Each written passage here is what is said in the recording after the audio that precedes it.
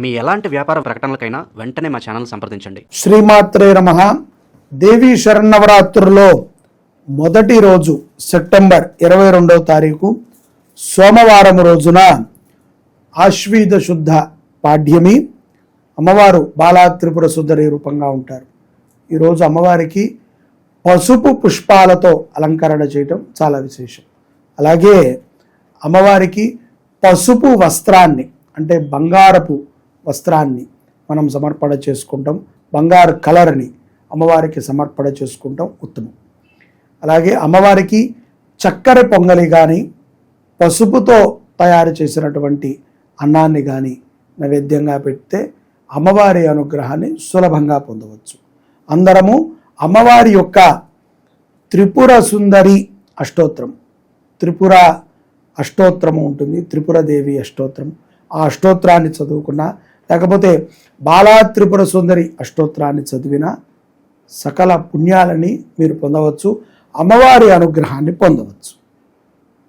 ఇక్కడ శుభంకరి దేవస్థానములో మనము ఈ యొక్క అమ్మవారికి, గౌరీ అమ్మవారికి ప్రతి నిత్యము కూడా ఈ నవరాత్రుల్లో ఉదయం అభిషేకము, విశేష అలంకరణ సేవ, అలాగే అమ్మవారికి ప్రీత్యర్థము, అమ్మవారి అనుగ్రహము కోసమై చండీ యాగాన్ని మనం ఆచరణ చేస్తున్నాం.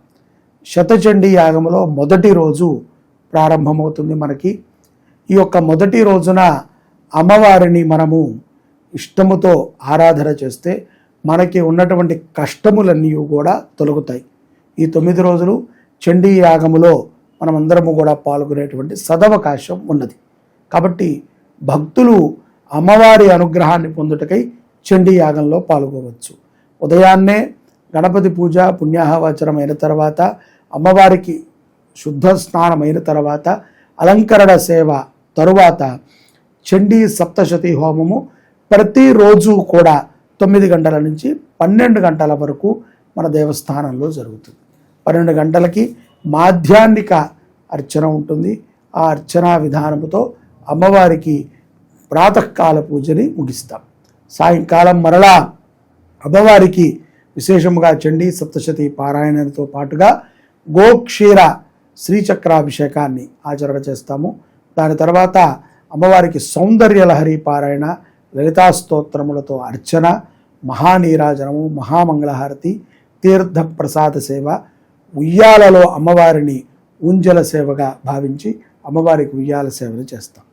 మనము మొదటి రోజున ఆశ్వీజ శుద్ధ పాడ్యమి రోజున అమ్మవారిని త్రిపుర సుందరి రూపంగా మనం ప్రాకృతికములో ఆరాధన చేస్తూ ఉంటాం. అయినప్పటికీ వేదశాస్త్రములో ప్రథమం శైలపుత్రీచ, శైలపుత్రీ దేవిగా అమ్మవారిని మనం ఆరాధన చేస్తాం. కాబట్టి అందరూ ఓం శైలపుత్రే నమః అనేటువంటి నామాన్ని స్మరణ చేస్తూ అమ్మవారిని పూజించటము చాలా విశేషం. రెండో రోజు దేవీ నవరాత్రుల్లో 23వ తారీఖు మంగళవారం గాయత్రి స్వరూపంగా అమ్మవారిని మనం ఆరాధన చేస్తాం. అమ్మవారికి ఆకుపచ్చ వస్త్రాన్ని సమర్పణ చేయటము, గాజులతో అలంకరణ చేయటము, మినప వంటలు అలాగే గారెలని నైవేద్యంగా పెట్టడము చాలా విశేషము. గాయత్రి అష్టోత్తరాన్ని ప్రతి ఒక్కరము కూడా అమ్మవారి దగ్గర చదువుకుని అమ్మవారి యొక్క అనుగ్రహాన్ని పొందుదాం. ఈ యొక్క దేవీ శరన్నవరాత్రుల్లో రెండో రోజు మన దేవాలయంలో అమ్మవారికి విశేషమైనటువంటి అలంకరణతో పాటుగా చండీ యాగము కూడా రెండో రోజు. ఒకరోజు మనం చండీ యాగంలో పాల్గొవాలంటే మనము మన పేరుతో 9 చండీ పారాయణలు, 1 చండీ హోమము, 1000 నవారణ మహామంత్ర జపము మన పేరుతో జరుగుతుంది. ఇది ఒక గొప్ప సదవకాశం. అలాగే సాయంకాలం పూట అమ్మవారికి విశేషమైనటువంటి ఆరాధనతో పాటుగా ఊంజల సేవ అంటే ఉయ్యాలలో అమ్మవారిని మనము సేవ చేసుకుని అమ్మవారికి మహానీరాజనము, మంత్రపుష్పము, తీర్థప్రసాద సేవలు మన దేవాలయంలో జరుగుతున్నాయి. ఈ యొక్క గాయత్రి అమ్మవారి స్వరూపముగా అమ్మవారిని ఆరాధన చేయటం ద్వారా విద్యార్థులకి చక్కటి విద్యాబుద్ధులు కలుగుతాయి. అలాగే వ్యాపారస్తులు కానీ ఉద్యోగస్తులకు కానీ ఈ యొక్క యాగములో పాల్గొనడం ద్వారా అఖండమైనటువంటి కీర్తి లాభాలు జరిగేటువంటి అవకాశాలు పుష్కలంగా ఉంటాయి. గాయత్రి స్వరూపమైనటువంటి అమ్మవారిని ప్రతి ఒక్కరము ఆరాధన చేసి అమ్మవారి అనుగ్రహాన్ని పొందుదాం. దేవీ నవరాత్రుల్లో 3వ రోజు సెప్టెంబర్ 24వ తారీఖు బుధవారం ఆశ్వీజ శుద్ధ తదియ. అమ్మవారు అన్నపూర్ణా స్వరూపముగా ఉంటారు. ఈరోజు అమ్మవారిని మనము అన్నపూర్ణా స్వరూపంగా ఆరాధన చేస్తాం. కాబట్టి అమ్మవారికి వంకాయ కలర్, నీలం కలర్ అంటారు కదా, ఆ కలర్ వస్త్రం అంటే చాలా ఇష్టం. వంకాయ కలర్ వస్త్రాన్ని అమ్మవారికి సమర్పణ చేయటము, నీలం కలరు.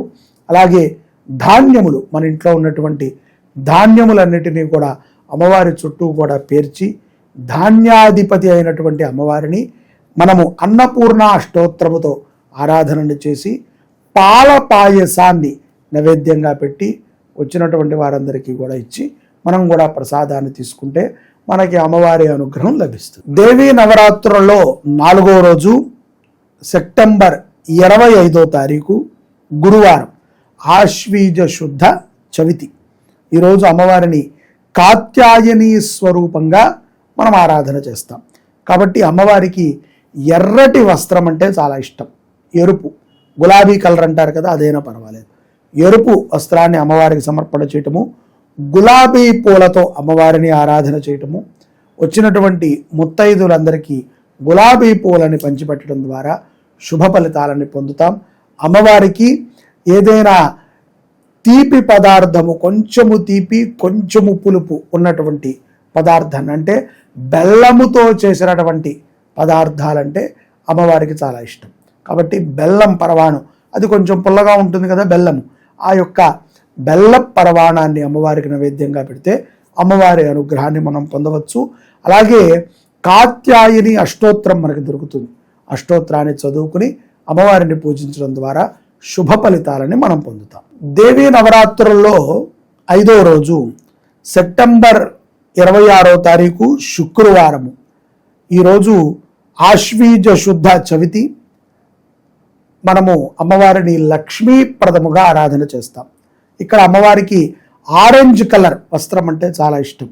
కాబట్టి ఆరెంజ్ కలర్ వస్త్రాన్ని అమ్మవారికి సమర్పణ చేయటము, అలాగే మన ఇంట్లో ఉన్నటువంటి లక్ష్మీప్రదమైనటువంటి ధనముని అమ్మవారి దగ్గర పెట్టి పూజించటము, లక్ష్మీ అష్టోత్తరాన్ని చదవటము, అమ్మవారికి పులిహార, చింతపండు పులిహార చేసినా లేకపోతే నిమ్మకాయ పులిహార చేసినా పులుపు పదార్థాన్ని అమ్మవారికి నైవేద్యంగా పెట్టడము, దానితో పాటుగా పాలని నైవేద్యంగా పెట్టడము చాలా విశేషం.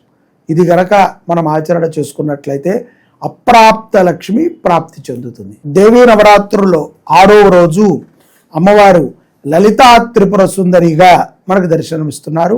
సెప్టెంబర్ 27 శనివారం ఆశ్వీజ శుద్ధ పంచమి. దీన్నే లలితా పంచమి అంటారు.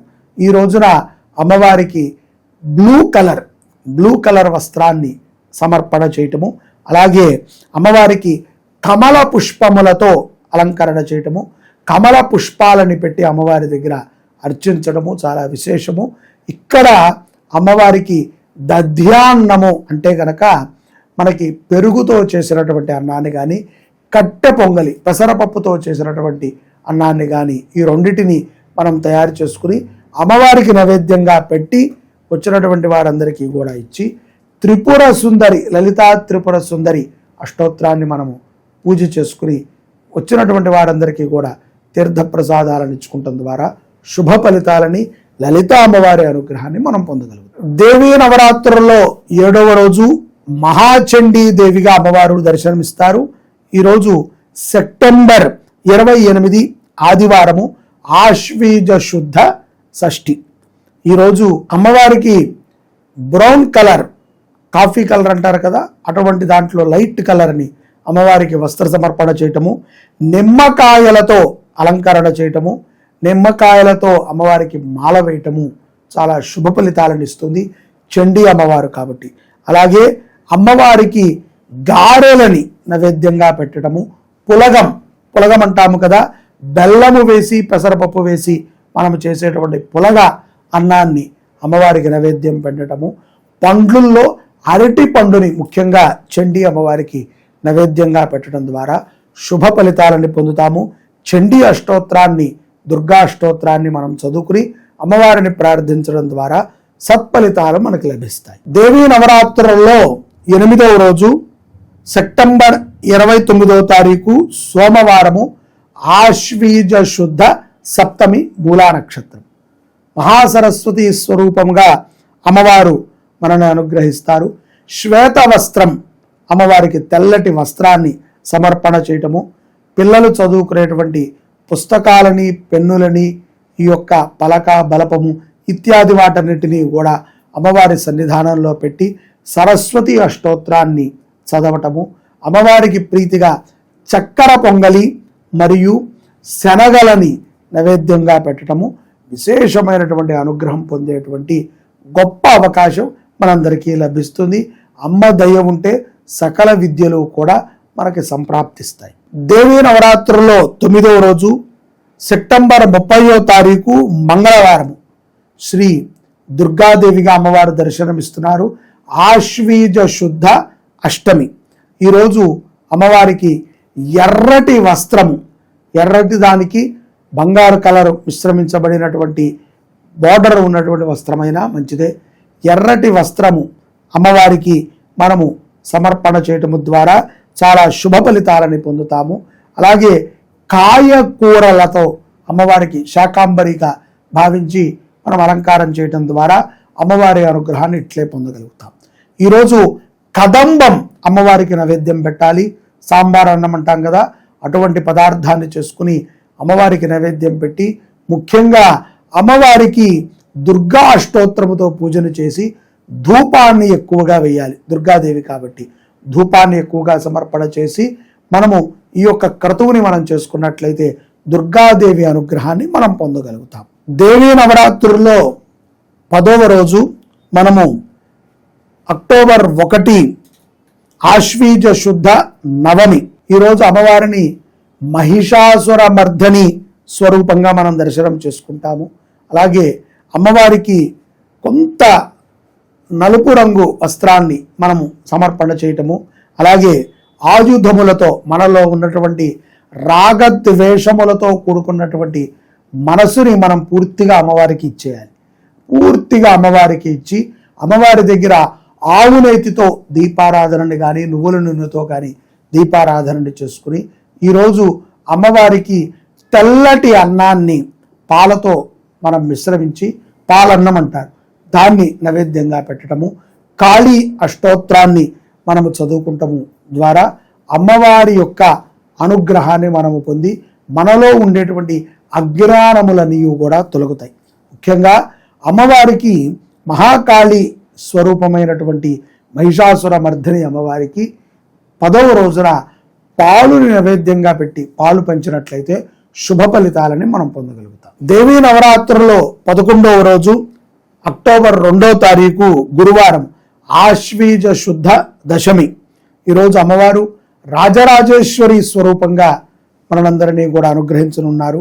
చిత్రవర్ణము అంటే 2-3 రకములుగా కలర్లు మిశ్రమించినటువంటి వస్త్రాన్ని అమ్మవారికి సమర్పణ చేయటము, సుగంధ పుష్పములతో అమ్మవారిని అలంకరణ చేయటము, ముఖ్యంగా పసుపు కొమ్ములతో అమ్మవారికి అష్టోత్తర పూజ చేసినట్లయితే అమ్మవారి అనుగ్రహాన్ని మనం ఇట్లే పొందగలుగుతాము.